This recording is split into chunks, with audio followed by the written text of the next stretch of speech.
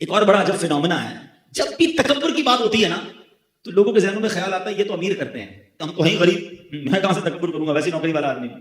یہ ہے شیطان کا وار۔ ہاں، علماء نے تکبر کے 8 ریزنز لکھے ہیں، اور اس میں جو مال ہے نا وہ تیسرے نمبر پر آتا ہے، مال پہلے نمبر پر نہیں ہے۔ تکبر کا جو سب سے پہلا ریزن ہے نا وہ ہے علم۔ جب بندہ علم سیکھ لیتا ہے نا تو اس کو باقی لوگ جاہل لگنے لگ جاتے ہیں، ان کو تو آتا ہی کچھ نہیں، ان نے پڑھا ہی کچھ نہیں ہے۔ بڑی کمال کی روایت ہے، من قال انا عالم فہو جاہل، جس نے کہا کہ میں عالم ہوں وہ جاہل ہے۔ علم ضرور سیکھیں، مگر سیکھنے کے بعد کسی اور کو جس نے نہیں پڑھا اس کو اپنے سے کمتر نہیں سمجھنا، یہی تکبر ہے۔ سیکنڈ ریزن آف تکبر، وہ فرمایا عبادت۔ شیطان بڑا مردود ہے، پہلے تو عبادت سے روکتا ہے، اب جب عبادت کرنے لگ گیا تو اس کو تکبر میں مبتلا کیسے کرتا ہے کہ بندہ جب نمازیں پڑھے، روزے رکھے، صدقے کرے، تہجد پڑھے، اب اس کو باقی گھر کے لوگ، باقی دوست بڑے حقیر سے لگتے ہیں، یار کیسا آدمی ہے، میں تہجد پڑھتا ہوں یہ تو نماز بھی پوری نہیں پڑھتا۔ یو ہیو نو رائٹ، آپ کے پاس ایسا کوئی رائٹ نہیں ہے کہ آپ دوسرے کو حقیر جانیں۔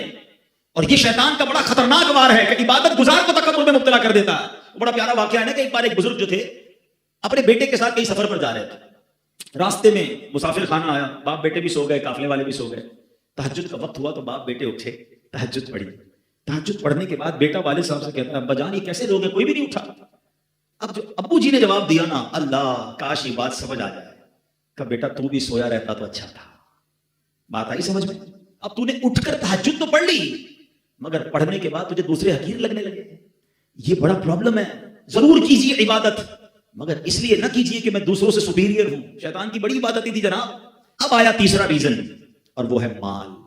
جب پیسہ آتا ہے تو انسان کو غریب اچھا نہیں لگتا ہے، اس کو لگتا ہے میں نے کمایا ہے، میں نے جناب یہ عروج حاصل کیا ہے۔ ہمیشہ یاد رکھیں جو کچھ دیا ہے وہ رب نے دیا ہے، وہ جب چاہے واپس لے سکتا ہے۔ بزرگ بیٹھے پوچھو ان سے، ہم نے راتوں رات امیر کو کنگال ہوتے دیکھا ہے، زکات دینے والوں کو زکات لینے والا بنتے دیکھا ہے۔ اس کووڈ نے تو بہت کچھ لوگوں کو دکھایا نا، کئیوں کو عروج ملا، کئیوں کو زوال ملا۔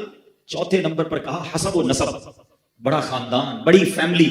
پیر ہی نہیں دیتے بھائی ہمارا خاندان بہت اونچا ہے، ہم تو بڑے خاندان والے ہیں، اس کا تو خاندان وہ فلاں فیملی سے تعلق رکھتا ہے۔ اللہ اکبر، ذرا سوچو، میرے آقا علیہ الصلوۃ والسلام نے حجۃ الوداع کے موقع پر جو تاریخی خطبہ فرمایا تھا اس وقت یہ شاندار اعلان کیا تھا کہ اسلام آیا اس لیے ہے کہ اب یہ جو حسب و نسب کا تکبر ہے، تفاخر ہے، اس کو ختم کرنے اسلام آیا ہے کہ کوئی قبیلہ کسی قبیلے سے افضل نہیں ہے، اللہ کی بارگاہ میں مقرب وہ ہے جو زیادہ تقوی والا ہے۔ مگر آج بھی یہ بیماری موجود ہے کہ میرا خاندان اونچا، اس کا خاندان نیچا، اور یہ حسب اور نسب بھی تکبر لاتا ہے۔ اور جو یہ حسب نسب پر تکبر کرتے ہیں نا فیملی وائز، پھر کبھی کبھی ہم نے دیکھا ہے ایسی غلطی ہوتی ہے کہ کسی کو منہ دکھانے جیسے بھی نہیں رہتے، پھر کدھر جاتا ہے خاندان، تو کبھی اس پر تکبر نہیں کرنا چاہیے۔ پانچواں ریزن جو علماء کہتے ہیں عہدہ، منصب، کسی کو کوئی عہدہ مل جائے، کوئی منصب مل جائے، انسان پھر تکبر میں گرفتار ہوتا ہے۔ حالانکہ یہ عہدے، یہ کرسیاں یہ چند دنوں کی ہوتی ہیں، اس پر تکبر نہیں کرنا چاہیے۔ چھٹا، کامیابیاں۔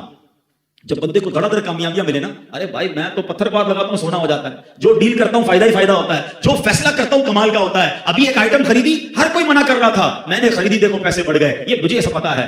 یہ انسان کو مبتلا کرتا ہے تکبر میں۔ ارے تمہاری کیا اوقات ہے، میری کیا اوقات ہے، اللہ مہربانیاں کر رہا ہے اور تم اتراتے جا رہے ہو۔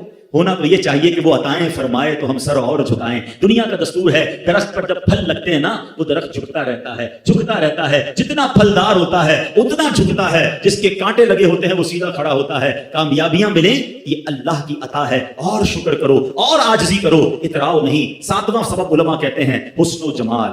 کوئی خوبصورت اللہ نے کسی کو بنایا، اس کے بھی اسٹائل کی وہ غریب ہو جاتے ہیں، اس کو کوئی سانولا آدمی اچھا نہیں لگتا ہے، کہتا ہے یار دیکھو اس کا رنگ کیسا ہے، اس کا قد کیسا ہے، اس کا انداز کیسا ہے۔ توبہ توبہ توبہ۔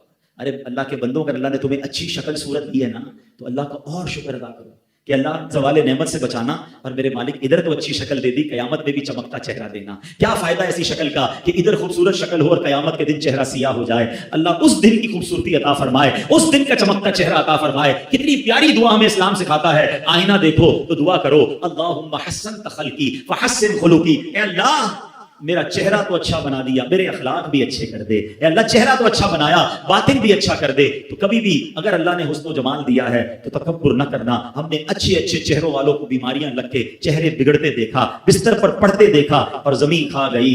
نوجوان کیسے کیسے ہوئے نامور، بے نشان کیسے کیسے، اسی 2 گز کی قبر میں مٹی کے اندر وہ خوبصورت بھی چلا جاتا ہے۔ تو اترانا نہیں ہے۔ 8واں ریزن اور وہ ہے طاقت۔ آقا کے پاس کیسی طاقت تھی اور عاجزی کیسی تھی۔